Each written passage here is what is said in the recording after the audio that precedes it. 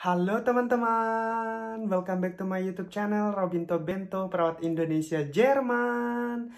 Akhirnya teman-teman, sekarang aku punya waktu lagi untuk bikin video di channel ini. Dan di video kali ini aku mau lanjutin live update aku di Jerman. Seperti apa keadaanku dan gimana cara aku menghadapi situasi sulit ini.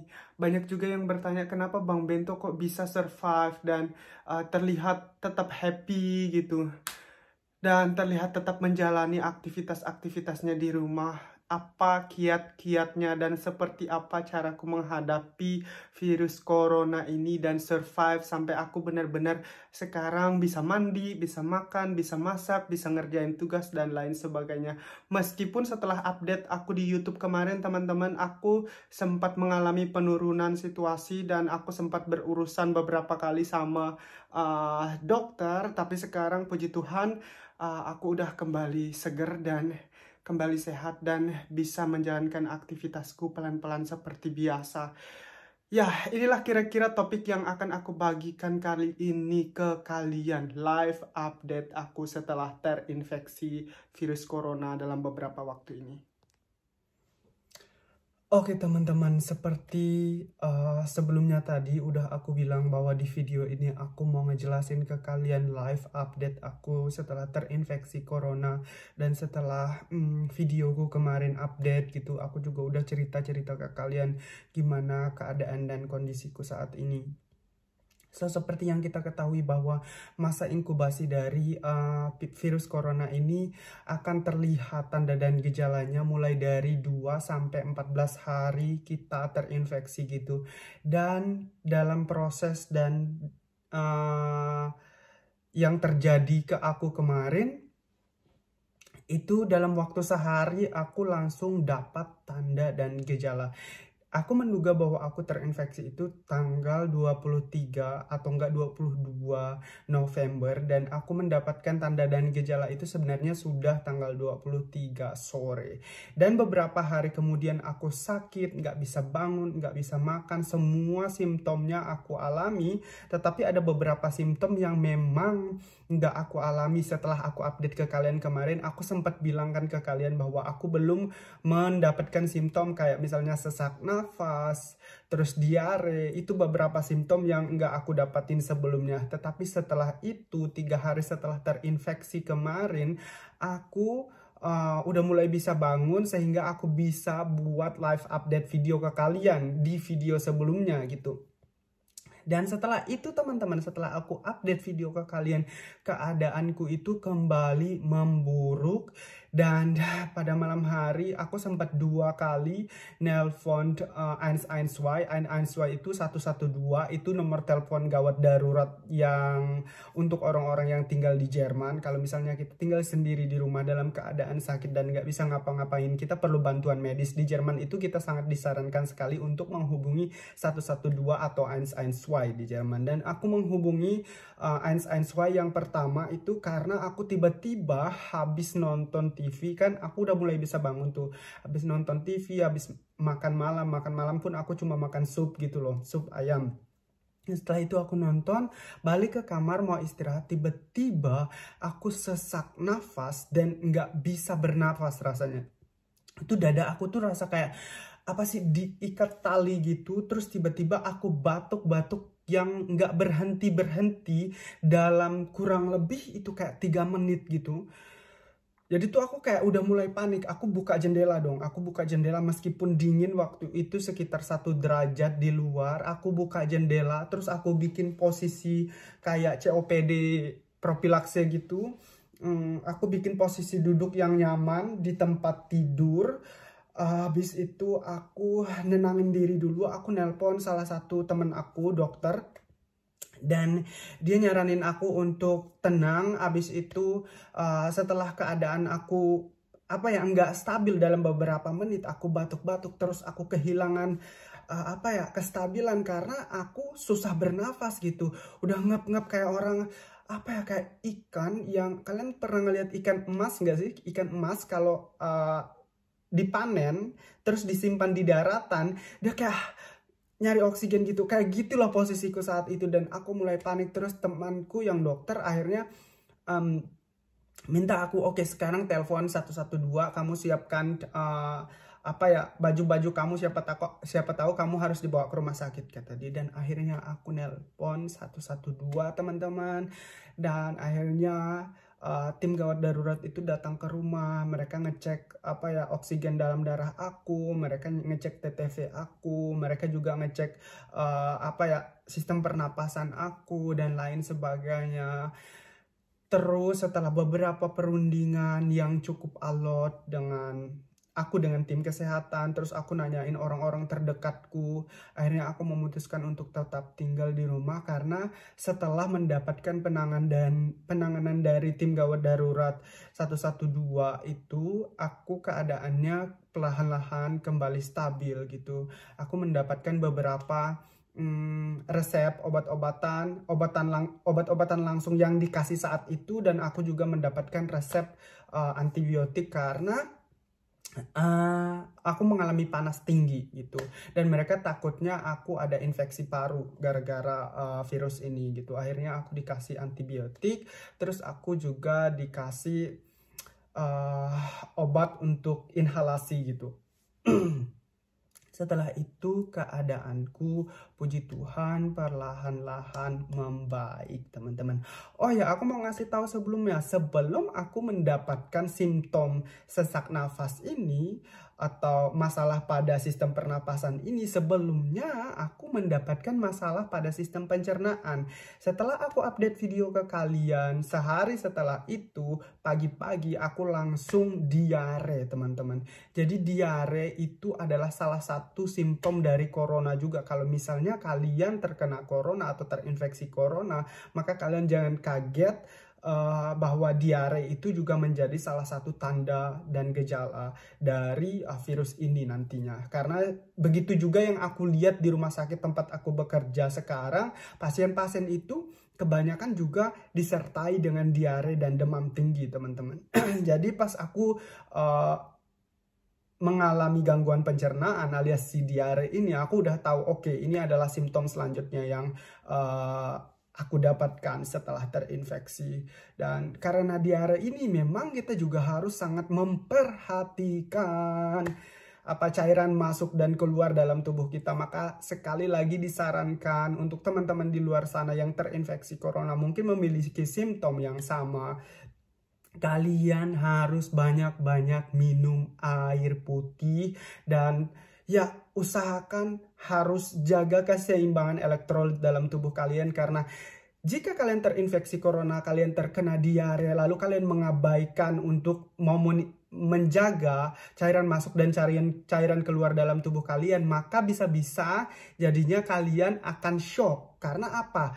Bukan corona yang akan membunuh kalian, tetapi shock yang akan membunuh kalian. Karena cairan dalam tubuh kalian berkurang secara drastis melalui diare tersebut. Lalu kalian nggak ngerti pentingnya cairan dalam tubuh kalian. Maka saran satu-satu sederhana yang harus kalian lakukan untuk penanganan diare ini adalah minum yang banyak, teman-teman. Minum air putih yang banyak. Jangan panik. Kalau misalnya kalian punya kesempatan untuk menghubungi tenaga medis atau layanan kesehatan, lebih baik juga hubungi layanan kesehatan terdekat tempat kalian tinggal. Nah, setelah diare ini barulah malam hari saya mengalami gangguan sistem pernafasan, teman-teman.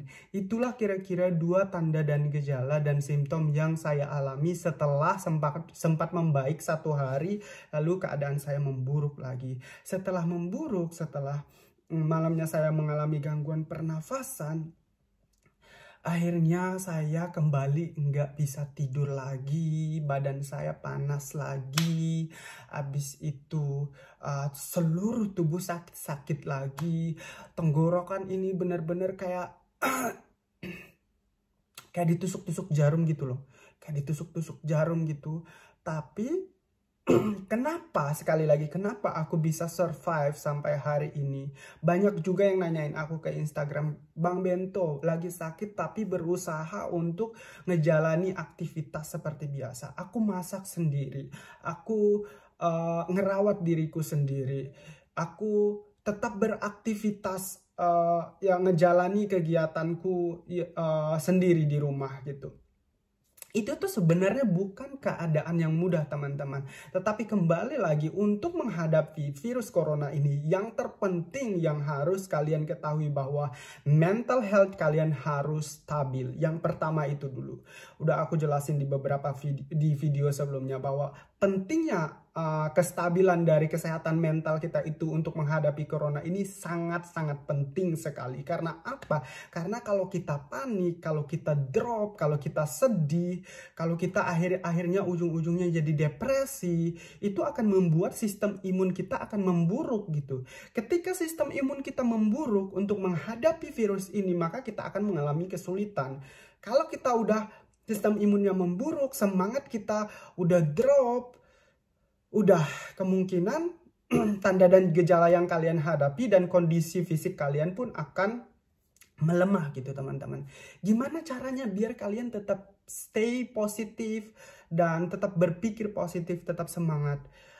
Itu tentunya memerlukan latihan.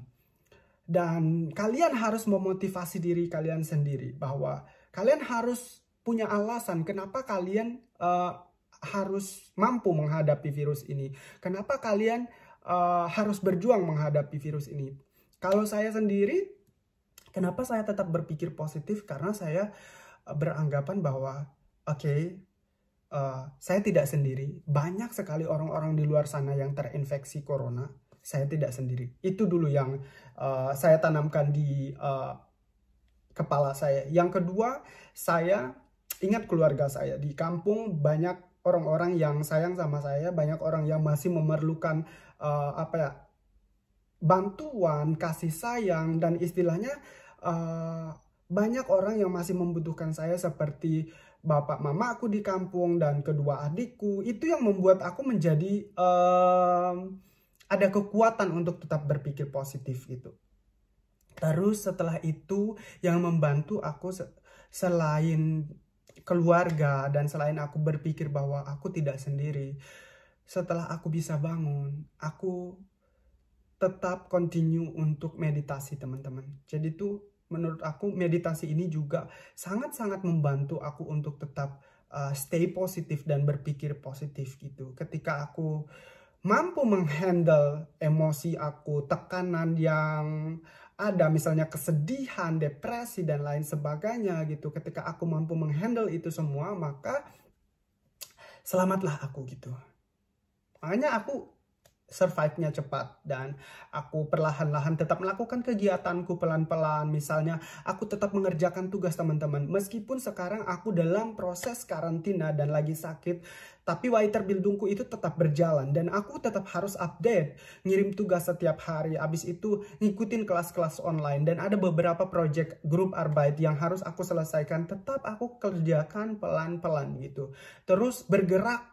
Selain minum, jaga kesehatan dengan makan yang sehat, habis itu tidur yang cukup, minum obat-obatan yang udah dikasih sama dokter, kalian juga harus tetap bergerak teman-teman. Seperti yang aku bilangin kemarin, resiko ketika kalian terbaring lemas di tempat tidur, tidak melakukan kegiatan apa-apa, maka resikonya kalian akan terkena trombose gitu. Jadi aku nggak mau trombose yang membunuh kalian, bukan corona gitu. Jadi kalian juga harus tetap lakukan pergerakan-pergerakan kecil gitu. Yang istilahnya membantu kalian juga untuk pelan-pelan menjadi lebih fit.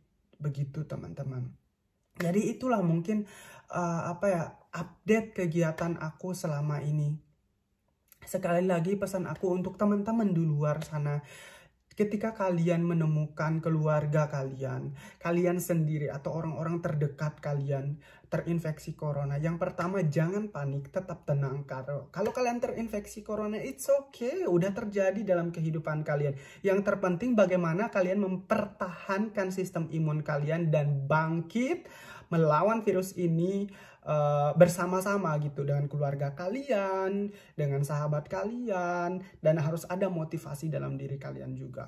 Terus Selain beberapa hal tadi yang aku jelasin ke kalian, aku juga menghadapi virus ini dengan membangun kontak aku kembali dengan keluarga aku. Kayak misalnya adik-adikku di kampung dan bapak ibuku. Aku kayak menjalin komunikasi yang intens banget ke mereka karena aku sadar di sini aku nggak punya siapa-siapa. Aku nggak punya orang-orang yang bisa support aku secara langsung gitu. Meskipun aku berterima kasih banyak banget dukungan teman-teman di Indonesia yang ada di sini, yang diberikan ke aku doa dan harapan mereka yang mereka kasih ke aku meskipun lewat sosial media. Tetapi yang terpenting teman-teman, ketika kalian sendiri jauh dari keluarga, bangun kontak yang intens dengan keluarga kalian. Buat diskusi-diskusi yang terbuka dengan keluarga kalian yang membuat kalian menjadi lebih semangat, lebih punya alasan lagi untuk bangkit dan untuk tetap kembali sehat, untuk mampu melawan virus corona ini teman-teman. Jadi pesan aku ya jangan panik, habis itu ya tetap ikuti aturan dan protokol yang ada di daerah kalian masing-masing, tetap makan makanan yang sehat, minum obat kalian tepat waktu.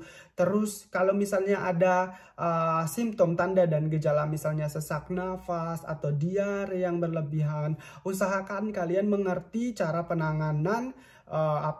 Misalnya kalian sesak nafas, kalian harus ngapain. Langkah kecil ketika kalian mengalami gangguan sistem pernafasan, buka jendela kalian. Buka jendela kalian kenapa? Karena kalian memerlukan udara yang segar teman-teman. Buka jendela kalian, itu salah satu contoh kecil penanganannya. Setelah itu kalau misalnya tidak ada perubahan ya kalian telepon instansi kesehatan terdekat yang bisa memberikan pertolongan kesehatan secara profesional ke kalian. Kalau misalnya kalian diare, sekali lagi tadi ya udah aku bilang, kalian minum yang banyak teman-teman. Kalau misalnya diarenya tidak teratasi ya telepon lagi instansi kesehatan terdekat tempat kalian tinggal gitu teman-teman. Jadi sekali lagi jangan panik, ikuti aturan dan protokol kesehatan yang ada di tempat kalian. Tetap isolasi mandiri, habis itu makan makanan yang sehat, istirahat, jaga sistem imun kalian. Habis itu tetap pakai masker kalau misalnya kalian ada tamu ataupun ada orang yang menawarkan bantuan ke kalian. Habis itu ya stay positif. Itu pesan-pesan yang bisa aku bagikan ke kalian. So, aku juga minta doanya semoga keadaanku cepat membaik, cepat pulih, karena sekarang aku udah dihubungi sama dinas kesehatan setempat tempat aku tinggal bahwa karantinaku akan berlangsung sampai tanggal 8 sampai tanggal 8 Desember. Dan aku nggak boleh keluar rumah sama sekali. Aku belanja online. Aku juga belum boleh berangkat ke tempat kerja. Aku juga udah nulis surat izin sakit dan kirim ke tempat kerja tempat aku bekerja sekarang gitu. Yang terpenting jangan banyak pikir, tetap fokus jaga kesehatan kalian. Sekali lagi, kalian pasti bisa menghadapi virus ini. Kalau kalian teman-teman yang terinfeksi corona, sekali lagi jangan panik. Jaga sistem imun kalian, tetap berpikir positif. Itu yang terpenting untuk menghadapi virus ini. So teman-teman, terima kasih untuk doa kalian semua. Dan inilah kira-kira cerita yang bisa aku bagikan kali ini ke kalian. Dan berita positifnya, aku udah kembali sehat, udah bisa beraktivitas. Sekarang aku lagi sibuk mengerjakan beberapa tugasku untuk kukirim ke sekolah dan persiapanku untuk menghadapi ujian modul 1 dari Weiterbildungku ini. Jadi doakan juga semoga semuanya berjalan lancar. Terima kasih untuk kalian yang udah support channel ini, dan sekali lagi thank you for watching. Kalau kalian senang dengan video ini, silahkan bagikan video ini ke teman-teman kalian. Siapa tahu ada orang-orang yang mendapatkan informasi dari video ini. Oke, salam cinta dari Munchen. Ciao!